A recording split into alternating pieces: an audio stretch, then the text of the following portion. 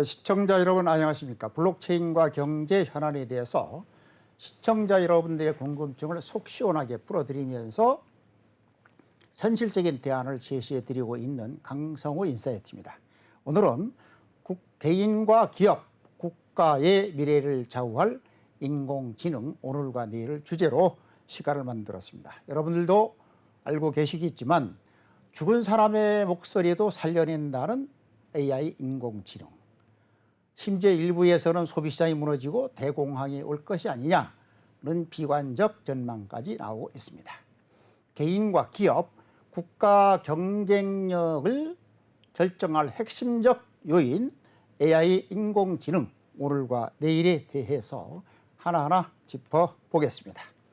먼저 오늘 출연하신 분은 양희동 이화여대 경영전문대학원 교수님 모셨습니다. 교수님 어서 오십시오. 네, 안녕하세요. 우선 요즘 보니까 상당히 그 학제적인 다른 학회와도 포괄적인 활동을 많이 하시더라고요. 본인 소개 좀 간단하게 해주시죠. 네, 안녕하세요. 저는 현재 이화여대학 경영대학에 교수로 재직하고 있고요. 작년에는 이제 한국경영정보학회 회장을 역임을 하고 올해는 한국경영학회 부회장 겸 디지털 경영위원장을 맡고 있습니다. 지금 우리 강성 회장님께서 말씀해 주신 내용은 금년 3월부터 저희 경영학 내에 여러 각 전공들이 있습니다. 회계학, 마케팅, 인사조직 등이 있는데 각 전공마다 주요 학회들과 함께 초고대 AI 관련된 세미나를 매달 진행하고 있습니다. 그래서 3월 달에는 이제 MIS 학회와 진행을 했고요. 챗GPT가 무엇이냐 기술적인 얘기를 다뤘고, 이 IT는 사실 제너릭한 툴이기 때문에 문제 해결은 각 이제 전공별로 발생을 하겠죠. 그래서 마케팅은, 파이낸스는, 어카운팅은 이런 식으로 해서 올해 말까지 계속 진행이 될 예정입니다. 그러면은 이제 그 AI 인공지능이라고 하는 것이 개인과 기업, 국가 모든 분야에 골고루 적용되는 기본 인프라라는 걸 의미하시잖아요. 그렇습니다. 그러니까 AI라고 하는 거는 영어로 말한다면 그 제너릭 툴이죠. 그렇죠. 누구나 쓸 수 있는 써야 범용 되는. 기술, 그렇습니다. 이제 써야 되는 범용 기술이 되는 거고. 예, 그러면은 어쨌든 저는 이제 경영학자니까 그렇죠. 경영학의 각 분야에서 이걸 어떻게 쓸 거냐를 전문가분들이 얘기를 해주셔야 되는데. 그러니까 이번에 보니까 심지어는 마케팅의 맞습니다. 기존 방법이 아니라 네. 인공지능을 어떻게 도입할 것이냐에 네. 따라서 마케팅의 질이 달라지는 거잖아요. 맞습니다. 그러면 AI 인공지능을 적용하지 못한 마케팅의 기법이나 네. 전문가들은 도태되는 세상이 오는 거 아닙니까?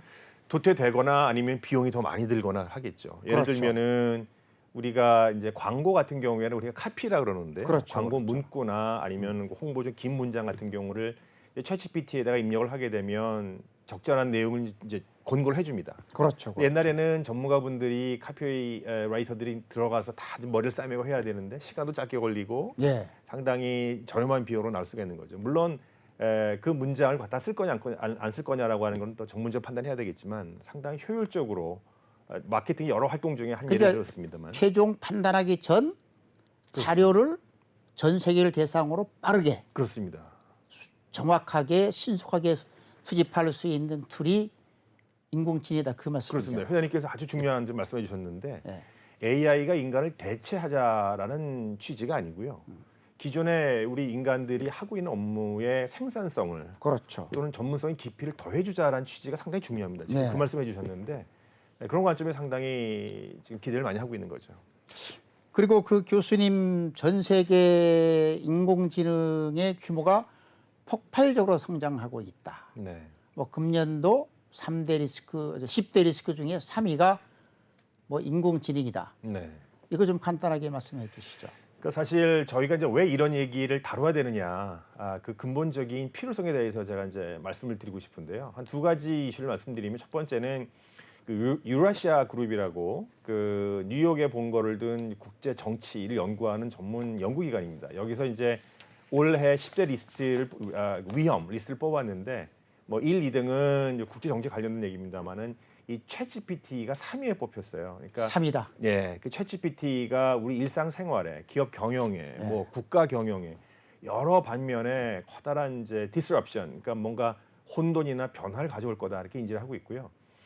또 하나는 이 Fortune Business Insight라고 그 이제 경영 경제 전문 잡지죠. 여기서 2030년까지의 이 초거대 AI 시장을 예측을 했는데, 물론 이 AI 시장의 예측이 나오는 잡지마다 전문 기관마다 점점 규모가 커집니다. 근데 최근에 4월 달에 제가 입수한 자료를 보게 되면 2,600조를 넘어요. 2030년에. 2,600조. 예, 네. 매년마다 약 한 21% 정도 성장을 하고. 아니 해마다 21% 성장을 합니까?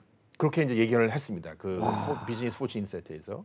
그러니까 지금 회장님께서 지금 감탄을 주신 것처럼 어느 산업이 요새 21%씩 매년 성장을 합니까? 그렇죠. 우리나라 같은 경우도 경제 성장률이 좀 뭐 2, 3%도 안 되죠, 높다고 지금. 보잖아요. 예. 근데 21% 성장하는 산업이다. 그렇습니다. 그리고 그게 2,600조라는 규모가 어느 정도냐 하게 되면은 저희 나라의 이제 수출 제일 큰 품목이 반도체입니다. 예. 반도체가 전 세계 규모가 글로벌 마켓 규모가 700조가 조금 넘습니다. 700조밖에 안 된다. 조금 넘습니다. 700조. 그다음에 우리 수출의 2등 품목이 자동차인데 자동차 시장이 지금 약 한 2,300조 정도 될 겁니다. 2,300조. 그러니까 2,600조라는 얘기는 지금 현재로 보게 되면 우리 일상생활에 자동차보다 더 우리 생활에 밀접하게 연관되어 있는 거예요. 소프트웨어 시장이 2,400 정도 되니까요. 네. 그게 뭐냐면은 2030년 해봤자 지금도 7년 뒤인데 7년이죠. 7년 뒤게 되면은 이 AI가 우리 생활에 지금 현재 자동차 정도 비중이 차지할 수 있다. 이제 우리가 이렇게 예견할 수 있는 거죠. 그러니까 빨리 저희 나라 이 곳곳에서 이제 이 대처를 해야 되는 거죠. 자, 그러면 해마다 21% 성장하는 인공지능, 개인과 기업과 조직과 국가 경쟁력의 핵심인 AI.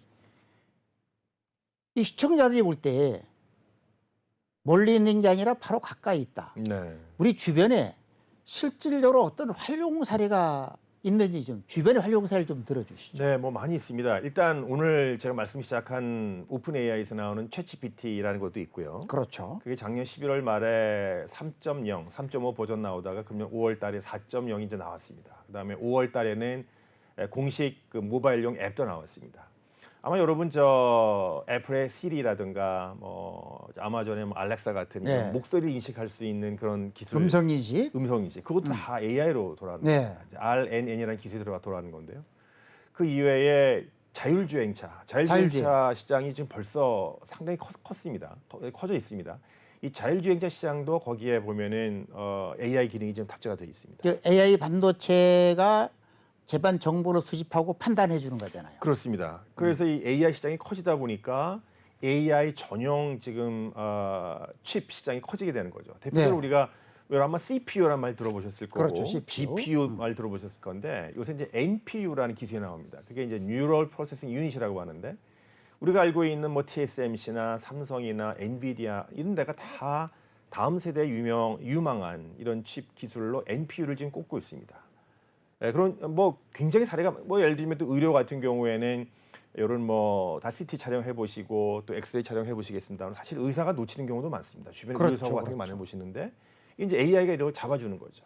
근본적으로 AI라고 하는 거는 많은 데이터를 가지고 이상 징후가 있을 경우는 이제 얘가 찾아내는 거기 때문에 이제 프로그램만 잘 때면 인간인 경우는 그날의 뭐 스트레스라든지 맞습니다.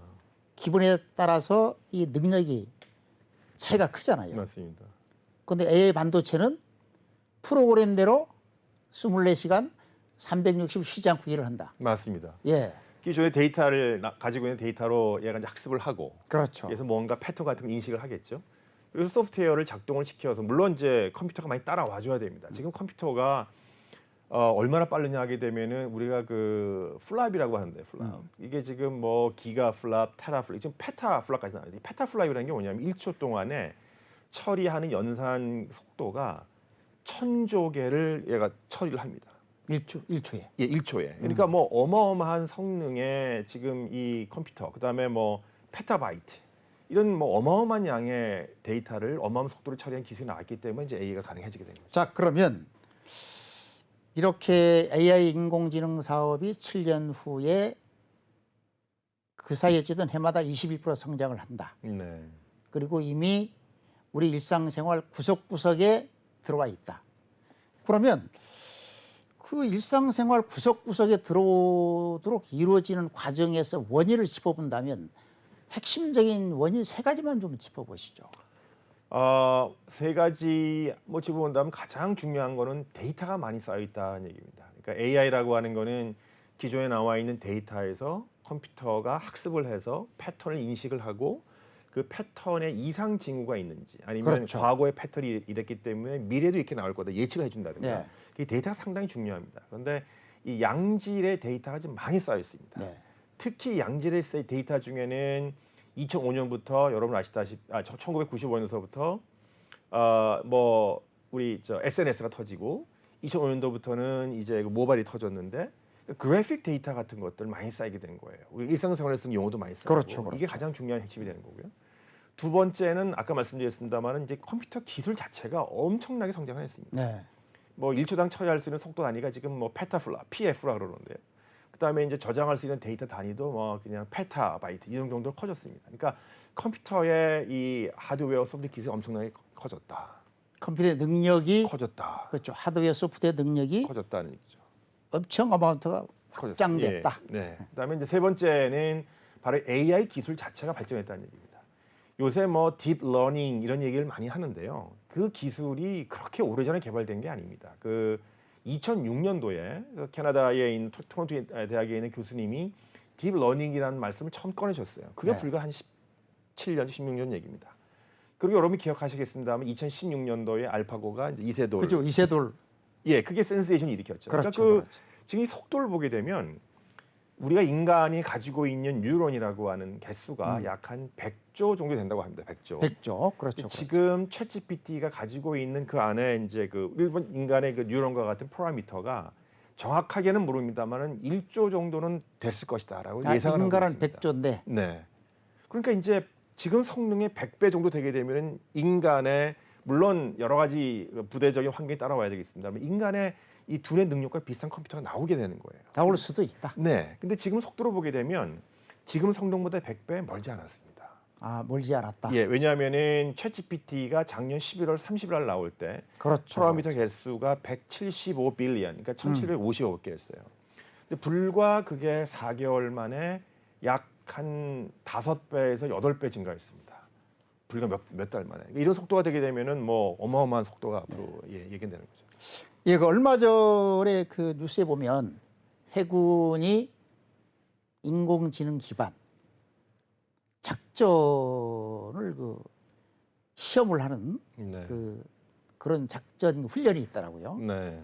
이런 것들도 결과적으로는 인공지능을 기반으로 해서 어떤 모델을 입력시켜 놓고 검증하는 거잖아요. 그렇습니다. 예. 이렇게 하는 것처럼 우리가 AI 인공지능이라는 게 그 양 교수님이 설명하신 것처럼 구석구석에 이미 들어와 있고 그 확장 발전 속도가 너무 빠르다. 네. 그 얘기잖아요. 네. 그러면은 인공지능이 그 미칠 사회 경제적 영향 중에서 가장 지금 많은 사람들이 두려워하거나 관심을 갖고 있는 것이 아까 양 교수님도 잠깐 언급이 있었지만 일자리. 네. 뭐 내 일자리가 없어진다, 대체된다, 아니다. 끝없이 이게 그 유사한 얘기가 오고 가고 있는데 그 학계에서나 산업계에서 정리된 AI 인공지능으로 인해서 변화될 일자리는 어떻게 예측을 하고 있습니까? 우리가 흔히 이제 AI 리스크를 단기, 중기, 장기적으로 이렇게 좀 가려서 구별을 좀 하고 있습니다. 가장 단기적인 리스크는 이제 그 hallucination이라고 그러는데요. 뭐냐면은 이 AI가 똑똑하다 보니까 이 사용자가 뭐를 요구하는지 알아요. 사용자가 듣고 싶어하는 얘기를 알아요. 아, 그래요? 예, 그러니까 얘가 거짓말로 이 사람을 행복하게 만들어주는 거예요. 아니 그러면 그 인공지능이 독심 능력을 갖고 있단 말입니까? 그러니까 제가 이제 어떤 키워드를 입력하고 아. 과거에 뭐 하다 보면 이 사람이 뭘 좋아하는구나. 아, 성향 분석을 그렇습니다.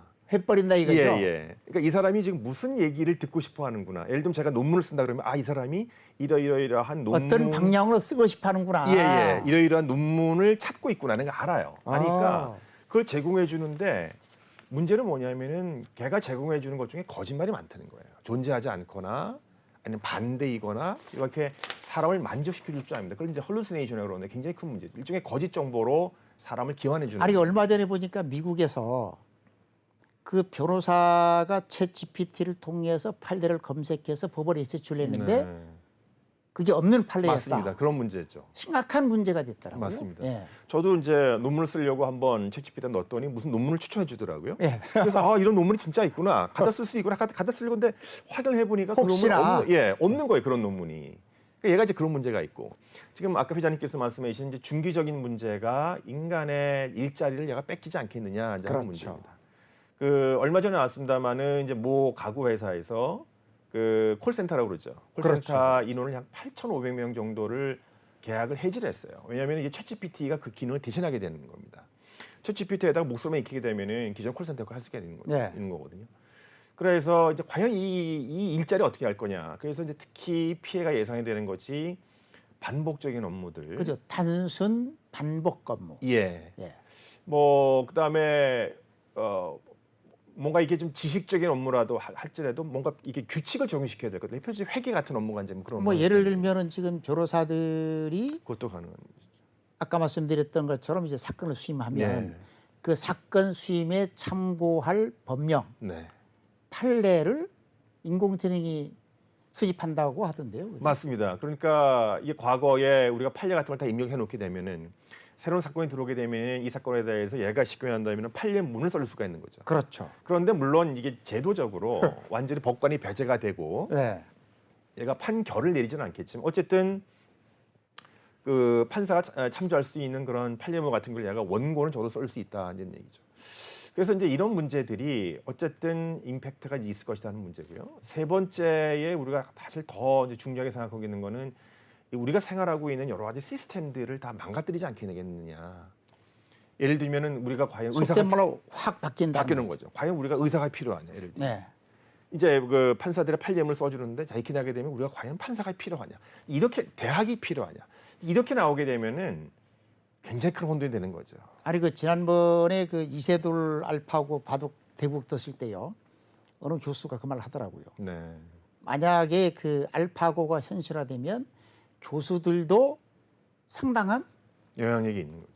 영향력권이 들어있다. 네, 맞습니다. 그런 고민을 하더라고요. 네, 네, 맞습니다. 자, 그러면 이까지 짚어봤는데 전 세계 AI 인공지능 기술 개발 산업을 주도하고 있는 것은 아직까지는 뭐 일본은 이제 미국이라고 하는 것이 네. 정설인 것 같아요. 그러면 미국의 AI 인공지능 개발 수준 과연 어느 정도까지 가 있습니까? 뭐 누구나 동의하는 바는 이제 미국이 세계 1등이라고 지금 다 규정돼 있죠. 현재는? 예, 네. 그렇습니다. 그게 이제 모든 분야에서 다 1등은 사실은 아니지만 전반적으로 1등으로 인정돼 있는데 그거를 최근에 그 재미있는 영국의 그 토털스 인텔리전스라고 하는 그 AI 전문 연구기관이 있습니다. 네. 거기서 이제 발표한 랭킹을 보게 되면 저희 나라가 2021년도에 세계 한 5위 정도 평가를 받다가 22년 말 지금 23년 초에는 저희가 한 2등 정도가 지금 밀려서 발표가 됐습니다. 네. 7위 정도를 발표를 했는데 그 안에 내용을 보게 되면은 2021년도 저기 이제 표가 나오는데요. 네. 크게 보면은 좀 내용을 좀 우리가 심각하게 좀 볼 필요가 있습니다. 크게 보면은 이제 구축, 혁신, 투자 세 가지 큰 항목이 있죠. 평가 지표가. 근데 구축 안에 보게 되면은 다시 결국 뭐냐면 사람이 IT 인프라를 이용해서 주변의 제도적인 환경, 사회적인 환경 속에 사느냐 이게 이제 처음에 구축이고 두 번째 이노베이션은 우리가 이제 R&D라고 하는 거죠. 리서치하고 이제 그걸 개발하고 하는 문제고 세 번째 투자는 정부에서의 투자, 그다음 민간의 투자 이렇게 두 가지로 나뉩니다. 저기서 보게 되면은 그 저희 나라가 잘하는 부분도 있어요. 잘한 부분도 있는데 가장 지금 문제가 되고 있는 부분이 맨 왼쪽에 표에 보시게 되면은 탤런트, 인력 개발입니다. 이게 인력 개발. 네, 인력 개발이 지금 저희가 62개국 중에 약 28위 정도로 랭킹이 상당히 낮아져 있습니다. 이게 작년에는 이게 20위권 안으로 들어와 있었는데 네. 지금 올해 들어와서는 완전히 30위권 가까이 지금 저희가 하락돼 있는 겁니다. 1년 사이에 10위 정도나 밀렸단 말입니까? 그렇습니다. 이게 지금 인력 개발의 속도가 이게 인력 개발이라고 하는 것이 뭐 대학도 중요합니다만 인더스트리라든가 또 이런 민간 부분도 있는데 이런 부분이 지금 따라가지 못하고 있는 거예요. 전 세계 추세를. 그 미국은 왜 1등이냐? 아시겠습니다만은 이 미국은 물론 정부에서 뭐 하는 것도 있지만 일반 기업들이 대학을 운영하고 있어요. 소프트웨어 대학도 운영하고 있고 자기네들이 뭐 민간 투자를 받아서 일반 교육도 운영하고 있고 굉장히 활달합니다. 근데 이 한국에서 교육 시장이라고 하는 거는 철저하게 이제 관제 중심이 되다 보니까 변화가 상당히 어렵습니다. 아니 그 부분을 오늘 주제는 아니고 잠깐 짚고 넘어가시죠. 네. 과거에 우리가 70년대, 80년대 보면 농촌에서 많은 사람들이 서울로 상경을 해도 공장에 근무했잖아요. 네. 그럼 그때 당시에 학교에서 뭐 중학교, 고등학교는 과정을 운영을 해가지고 네. 지금 뭐 교육이 잘 된 한국이라 그러잖아요. 네. 그러면은 지금 교수님 얘기를 들어보면 미국 같은 경우에는 정규 과정도 있지만 물론 또 기업에서 운영하는 정규 대학교 과정이 있다는 거잖아요. 그렇습니다. 그러면 기업에서는 자기들이 원하는 커리큘럼 운영할 수 있다는 거죠. 그렇습니다. 그럼 이 부분을 대폭 우리나라가 보강을 하지 않으면 지금과 같은 졸업생을 해마다 나오는데 네. 그리고 졸업한 그 학생들은 일자리가 없어서 실업자로 내몰리면서 국민들이 낸 실업 수당을 받고 살잖아요. 네. 경제 발전에 써야 될 실업 수당이 오히려 자꾸 그렇게 별로 흘러갈 수도 있죠. 생산적이지 않은 곳에 그렇습니다. 쓰는 거란 말이죠. 그렇습니다. 네. 그러면은 그 교수님께서는 미국의 사례를 봤을 때 기업들이 기업의 수요를 충족할 수 있는 인재 양성인 기업형 대학이 필요하다 그런 말씀이신가요? 그렇습니다. 이미 사실 한국에서도 삼성이나 LG 같은 데서는 그런 교육 프로그램을 운영하고 있습니다. 근데 LG 같은 경우에 근데 지금 대부분 위탁을 하잖아요, 대학교에다가. 그렇게 하거나 아니면은 스스로도 운영을 합니다. 예. 그리고 강사도 그 회사 내부에 있는 소위 말해서 이제 장인급의 아주 능력이 출중하신 분들. 근데 문제는 그것이 그 교육부가 인정을 한 교육법에 의한 과정으로 인정이 돼야 되잖아요. 돼야 되는데 LG 같은 경우에는 이번에 하나를 정부에서 이제 인가를 받았다고는 얘기를 하더라고요. 예. 그러니까 이게 근데 아마 저도 사실 얼마 전에 알았고 네. 이 사실이 많은 사람들이 잘 모르고 있어요. 아니 제가 볼 때는 이 방송을 진행하다 보면 그리고 저는 공직을 하면서 계속 느끼는 게 네. 청년 실업이 많다. 네. 근데 현장에 가서 보면 부인을 했는데 사람이 없다. 네. 특히 신산업인 경우에 말이죠. 네. 네. 그럼 이게 얼마나 심각한 미스매치란 말이죠. 맞습니다. 네. 네. 개인적으로나 국가적으로 이게 엄청난 심각한 문제임에도 불구하고 이게 사회적 화두와 아젠다로 빨리 떠오르지 않는다라고 하는 거예요. 네. 맞습니다. 미스매치만 얘기할 뿐이지. 맞습니다. 네. 네. 근데 답은 아까 교수님 얘기를 들어보면 특히 AI 봤을 때 1년 사이에 인재 양성 분야가 22건에서 35건으로 네. 처지는 거 네, 아닙니까? 맞습니다. 그러면 그것이 앞에도 우리 서두로 짚어봤지만은 AI를 개인이나 기업이나 조직과 국가가 어떻게 기술 개발을 하고 구석구석에 쓰느냐에 따라서 앞으로 경쟁력이 결정이 되는 거잖아요. 그렇습니다. 심지어는 이게 군이든 네. 우리도 지금까지 군은 그런 생각을 안 해봤단 말이죠. 네. 군까지도 이제는 들어와야죠. AI 무인. 그렇습니다. 무인이라는 게 뭡니까? 결과적으로는 AI가 들어가기 때문에 무인 전투가 가능한 거잖아요. 네, 그렇습니다. 그러면 상당히 오늘 중요한 아젠다 부분인데 그 기업에서 필요한 인력 양성을 할 수 있는 기업 분영 대학이 그렇습니다. 미스매치 부분을 상당 부분 해소할 수 있겠다. 네.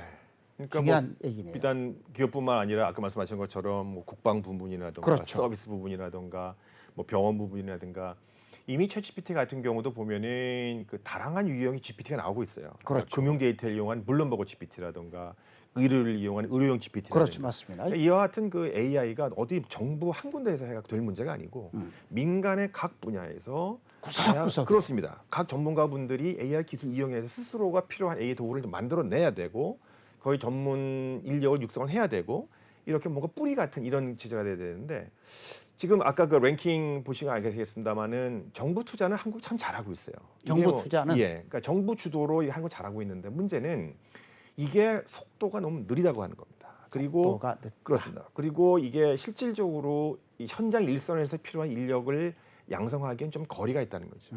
국가 차원에서 하게 되면 일반론적인 얘기는 할 수가 있어요. 그렇죠. 그러나 이 특정 분야에서 관련되는 전문가분들은 아까 말씀드린 것처럼 헬스케어, 맞습니다. AI 그런 인력, 얘기죠. 국방 또 뭐 해군이냐, 네, 맞습니다. 공군이냐, 맞습니다. 육군이냐 네. 그렇잖아요. 그래서 이제 이와 같은 민간 주도의 어떤 AI 전문가를 육성해야 되는 이와 같은 좀 생태가 필요하지 않나 이런 아주 중요한 생각이 듭니다. 화두가 되겠습니다. 예. 이어서 그러면은 앞에서는 우리나라에서 그 AI 인공지능 사례를 우리가 점검을 해봤는데, 자, 세계 1등 AI 국가인 미국에서는 뭐 고차원적인 AI 활용 사례가 있겠죠. 뭐 아주 우리 일상생활에서 보게 되면은 이제 애플에 탑재되어 있는 그런 뭐 애플 와치라던가 심지어 앱 중에서도 AI 기능이 들어간 앱 같은 게 있어요. 그렇죠, 의료 이제 성능을 하는데요. 이 기능을 갖고 있는데 한국에서는 이런 앱은 불법입니다. 왜냐하게 되면은 이건 의료 서비스가 되기 때문에 이건 의료기관에서 할 수가 있는 거예요. 그러니까 일반 이 핸드폰에 탑재되어 갖고 내가 건강을 체크하고 뭐 심전을 체크하고 이게 기술은 있는데 한국에서는 제도적으로 지금 이 서비스가 공급이 안 되고 있습니다. 그러니까 이거는 이제 법적인 문제가 동반이 돼야 되는 문제가 또 있는 거고요. 그 직역 간의 충돌이잖아요. 그렇습니다. 판단은 의사가 할 건데 네, 왜 기기가 하노? 그렇습니다. 뭐 한국은 아시겠습니다만 원고 의료 자체가 지금 허용이 안 되기 그렇죠, 때문에 그렇죠. 의료 서비스 받으려면 이제 의사와 대면을 해서 받아야 네. 되니까요. 지금 뭐 이런 얘기들은 굉장히 적어도 의료 서비스에서는 굉장히 먼 얘기가 되는 거죠.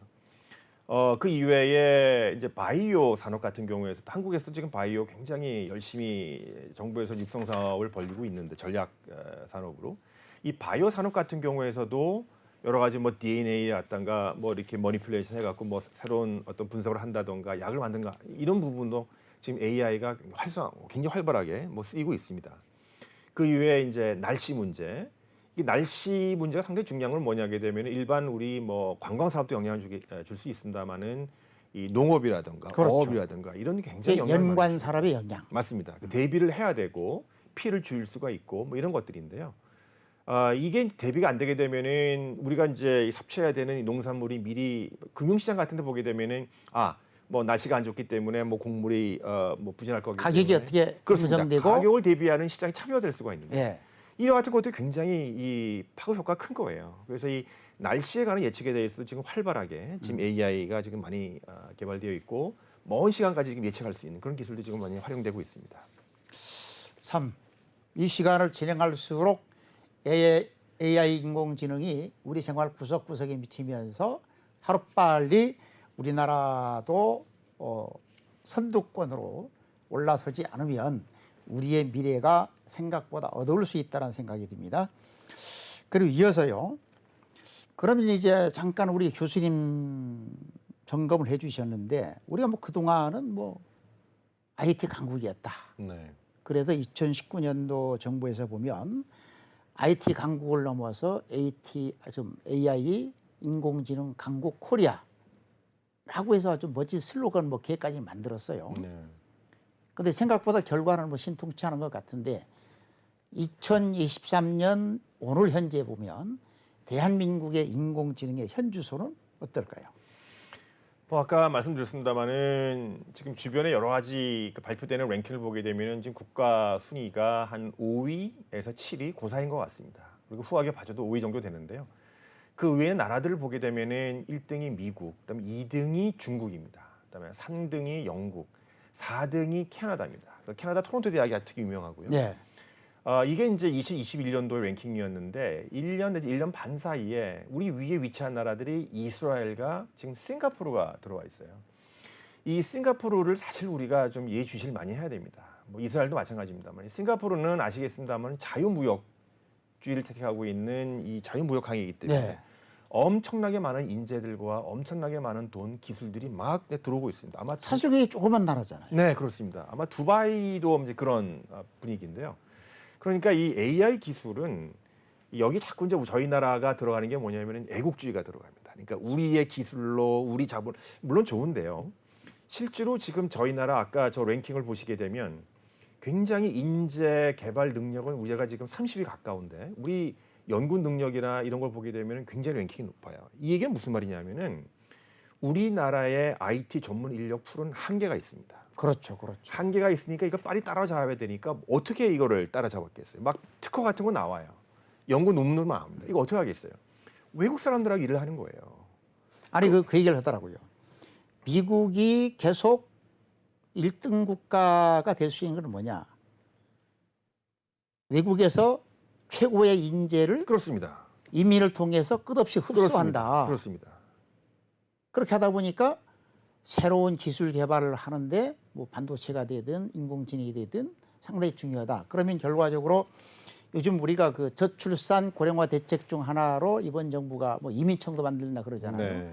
그럼 이런 그 기술, 과학, 고급 인력 이민제가 빨리 시행돼야 되겠군요. 굉장히 아주 필요한 문제가 되겠죠. 그러니까 지금 저희 나라가 양 국가 주도로 지금까지 경쟁 성장을 해오고 교육도 보게 그리고 되면 지금까지는 네, 지금까지는 또 국가에서 자꾸 이제 교육 문제, 특히 고등교육도 지금 굉장히 정부 주도로 하려고 하는 그런 마인드가 아직 깨지지 않고 있는데 이렇게 되면은 이 변하는 세상에 대한 아까 적응이 상당히 늦다고 말씀드렸어요. 그래서 그러면은 결국 우리 자구책으로서는 외국 사람들 굉장히 많은 활발한 민간 부분에서 교류할 수밖에 없는데 그것도 곧 한계가 올 겁니다. 우리가 스스로 경쟁력을 갖고 있지 않게 되면 그렇죠. 외국 사람들이 협조를 받기도 상당히 한계가 있어요. 그건 맞죠. 예, 그러니까 자꾸 우리가 어떤 뭐 정부 주도 또는 뭐 애국주의 뭐 이거만 내세울 것이 아니라 어떻게 더 개방되고 인재들을 받아들이고 외국과 더 활발한 교류를 할 거고 이와 같은 정책이 같이 가야 되지 않느냐. 그러니까 탤런트라고 하는 것이 어떤 대학만 의존할 것이 아니라 시장 주도의 교육 그리고 활발한 시장 개방 이와 같은 동반돼야 되지 않을까 이런 생각이 듭니다. 네.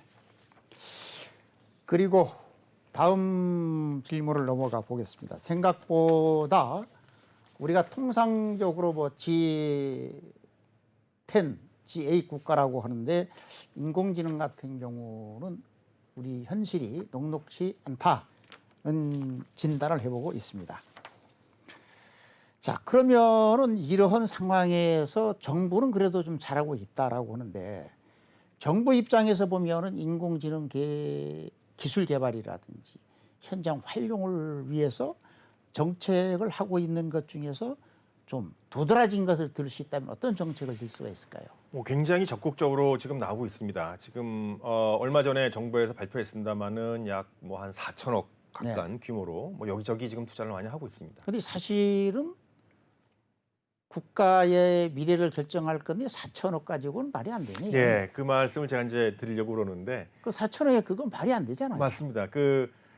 아마 주로 이제 대학이라든가 정부 연구기관 이런 데가 아마 주요 이 지원 대상이 되는 것 같아요. 보면은 뭐 사람을 연구비로 지원되는 거군요. 네, 연구비도 주로 되고 그다음에 주로 이제 R&D로 투자를 많이 되는 R&D로. 거죠. 아하. 그래서 뭐 시간이 좀 뭐 걸리겠습니다만은 그것뿐만 아니라 진짜 강주에 아마 AI 그 직접 센터 이런 것들도 만들고 또 하드웨어 같은 것들을 아까 제가 뭐 NPU 말씀드렸습니다만은 그와 같은 기술들을 채택하는데 뭐 세제 혜택도 주고 뭐 구입 비용도 지원해주고 여러 가지 사업들 많이 벌리고 있습니다. 그런데 이제 이게 이렇게 될 것도 물론 중요합니다만은 지금 마이크로소프트가 오픈 AI, 챗GPT를 만든 오픈 AI 투자한 금액이 10조 정도 돼요.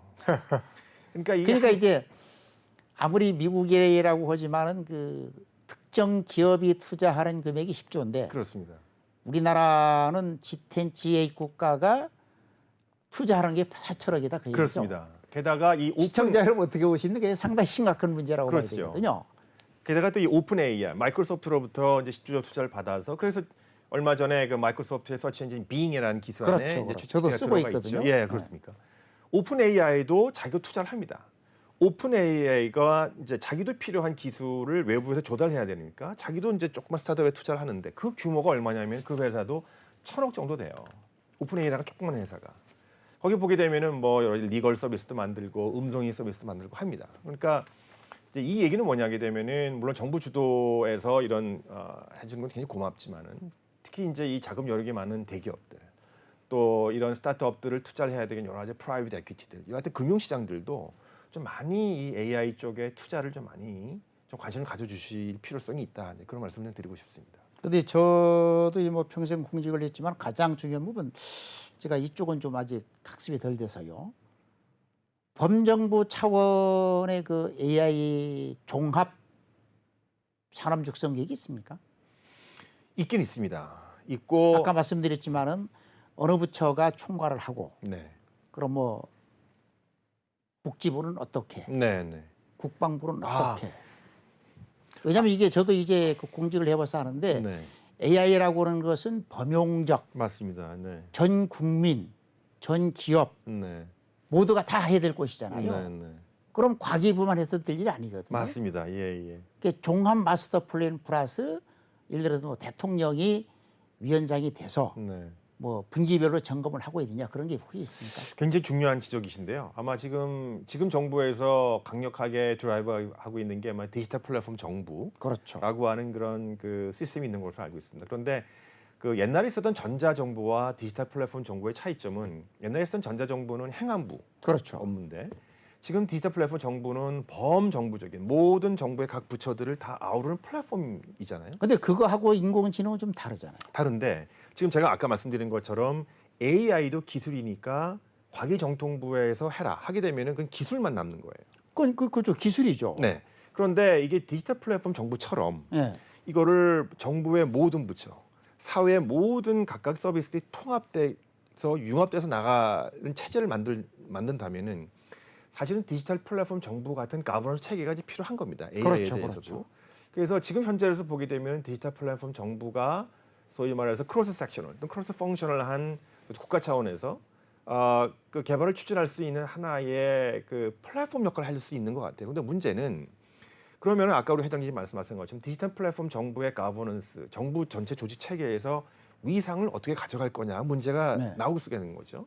그럼 대통령 산하에 두거나 저는 그때 이제 개인적으로 적어도 국무총리 산하에 둬서 특정 어떤 그 정부 부처가 아니라 모든 정부 부처의 IT 프로젝트라든가 IT 이니셔티브, 특히 AI 관련된 것도 이쪽에서 총괄적으로 모니터링할 수 있는 그런 위치, 파워, 영향력 이런 것들을 이제 우리가 부여를 해줘야 된다는 얘기인데 과연 그렇게 되고 있는지는 제가 잘 모르겠어요. 아마 아니 뭐 교수님께서 스크롤을 해봤는데 이게 검색이 안 되는 걸 보면 네.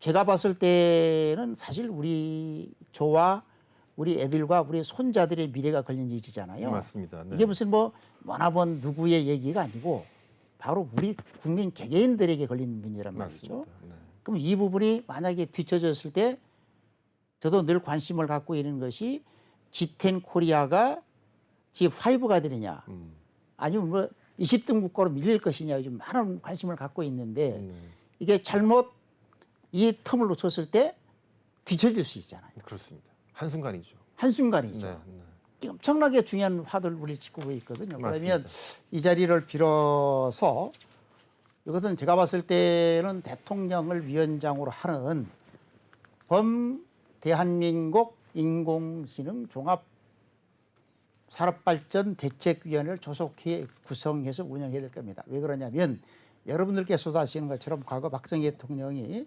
수출진흥 대책을 매월 점검을 했다 그러죠. 네, 맞습니다. 그러면서 우리나라가 1인당 소득 $10,000를 이뤘던 명확한 증거가 있기 때문에 정부 차원의 대책이 필요하다고 봅니다.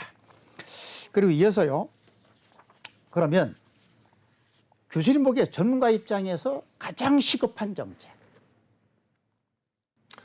뭐 정부 그건 인재 양성인 것 같은데요. 그렇습니다. 지금 인재 양성을 아까 이제 눈에 강조드렸습니다만은 뭐 대학도 단 중요합니다. 중요한데 이 대학이라고 하는 체제가 보게 되면 변화가 상당히 어렵고 또 정부의 규제도 상당히 많습니다. 교수도 뽑아야 되죠. 또 과목 변경도 이게 뭐 이렇게 쉬운 얘기가 아닙니다. 그래서 뭐 대학도 역할을 수행을 해야 되겠지만 민간 특히 이제 그 기업 또 뭐 정부의 각 부처, 뭐 공공기관 이렇게 하여튼 뭐 병원도 뭐 포함돼서 이 사회 곳곳에서 이 프로그램을 운영할 수 있는 인재 양성 프로그램을 운영할 수 있는 오히려 그런 정부의 인증 제도라든가 이와 같은 것들이 사실 중요하지.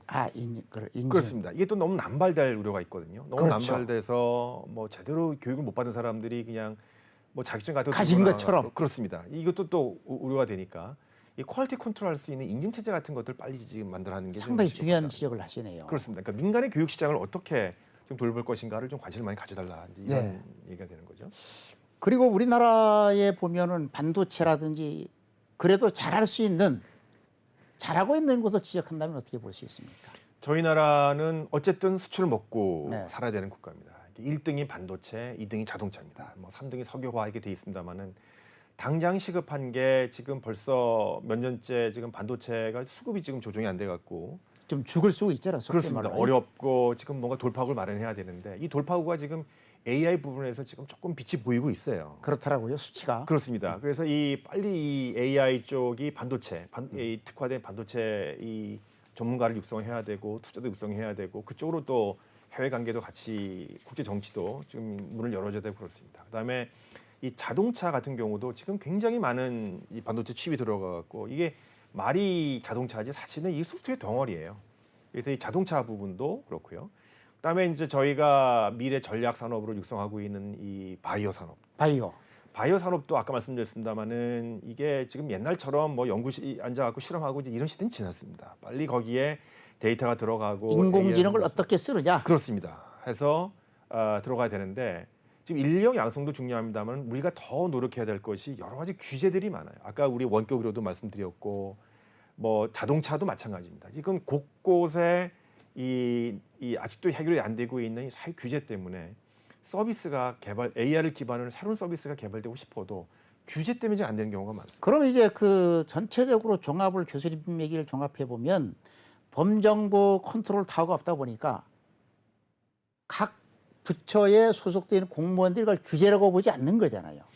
그렇죠. 거기에 뭐 이미 오랫동안 생태가 굳어져 있는 것도 있고. 그렇죠. 네. 또 그걸 인공지능이라고 하는 걸 범정부 차원의 컨트롤 타워가 있으면 그걸 외국의 사례나 우리의 사례를 보고 빨리빨리 그렇습니다. 수집을 해서 아젠다로 도출시키면 되는데 그렇습니다. 그냥 우리 기업이 가서 하니까 뭐 괜히 시끄럽게 왜 그렇습니다. 짜증내는 수준이라 이런 거죠. 그렇습니다.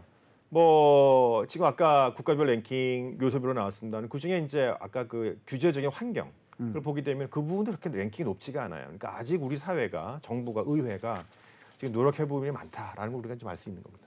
그리고 이제 그래도 우리나라가 다행스럽게 2025년부터인가요? 초중고 과정부터 AI를 가르치겠다라고 했잖아요. 네. 저 상당히 늦었지만 그래도 다행이다고 보는데 이건 어떻게 보시는지요? 상당히 긍정적이죠. 그러니까 뭐 특히 이 영국 같은 제도 같은 경우에는 뭐 초등교육, 중등교육, 고등교육 이 부분에 소프트웨어 교육을 아예 그냥 편제를 시켜버렸어요. 네. 어린 나이 때부터. 그게 굳이 꼭 AI라고 못을 박지는 않았습니다. 왜냐하면 뭐 기술이라고 하는 게 계속 변하니까요. 저희 나라도 빨리 이제 그런 제도를 도입을 해서 어릴 때부터 이 소프트웨어 교육을 좀 마치 제가 이제 어렸을 때는 한자 교육 같은 게 아마 이제 그런 그렇죠. 과거에 일상생활에 소프트웨어가 가까이 들어와 있다라고 하는 교육을 좀 시킬 필요가 있습니다. 그래서 게다가 얼마 전에 이조 장관이 말씀하셨습니다마는 이제 AI 교과서, 이 AI 교과서는 이제 뭐냐면은 학생들이 보기 때문에 학습 능력이 다 다르죠. 그러면 제가 이제 책을 읽으면서 모르는 부분 밀도 치고 모르겠다 그러면 들어가서 바로 질문도 하고 하다 보면은 이 AI 교과서가 인지를 하는 거예요. 아, 얘가 이런 부분이 모자라는구나. 네. 얘가 이런 부분은 좀 잘하기 때문에 좀 고등적인 수준을 좀 제공해줘야 되겠구나. 이렇게 학생들 개인의 특별화된, 커스터마이즈된 교과서 내용이 그런 식으로 변형이 될 수도 있는 거예요. 그러니까 옛날로 말한다면 이제 과외 선생님이 이 AI 교과서가 대체할 수 있는 거죠. 그렇죠. 그렇습니다. 이제 그러면서 어릴 때부터 AI 인공지능과 친숙해지는 거죠. 그렇습니다. 그러니까 그럼 이제 본인이 평상시 생활에서나 본인이 직업이나 관심을 AI를 통해서 하다 보면은 그만큼 전 국민이 활용도가 높아지겠다 그런 그렇습니다. 당연히 뭐 선생님 한 분 계시고 학생들이 지금 뭐 3, 40명 있다 할지라도 사실 선생님이 그 학생 개개인의 기호도에 맞는 어떤 지도나 편단이 상당히 어렵습니다. 그런데 이제 개인화된 이 AI 교과서가 그런 역할을 충분히 해줄 수 있는 가능성이 높아지는 거죠. 예. 이어서 요즘 아까 잠깐 말씀해 계셨는데 저도 요즘 보니까 뭐 빙이라든지 거기에 들어가서 검색을 많이 한단 말이죠. 그래서 이제 전 세계적으로 보면은 우리나라가 네이버 다음 자체 검색 엔진을 갖고 있는 나라잖아요. 네. 근데 최근에 보니까 네이버나 다음이 그 챗GPT가 나오면서 검색률이 급격히 떨어졌다. 네.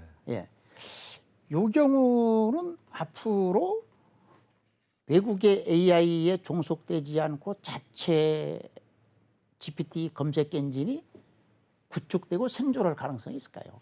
저는 긍정적으로 보고 싶습니다. 우리가 한국의 IT가 아까 말씀드렸습니다마는 너무 애국주의, 패트리어티즘을 강조하다 보니까 국내 업체가 이루어내는 기술 이런 것들을 너무 강조한 게 문제점이 좀 있다고 말씀드렸습니다마는 긍정적인 면도 있어요.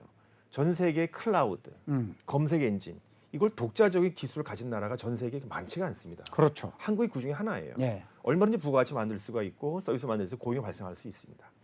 지금 AI 검색 엔진 같은 경우에는 뭐 구글의 버트를 기반으로 한 바드라든가 뭐 뭐 빙이라든가 다 챗GPT 나오게 하는데요.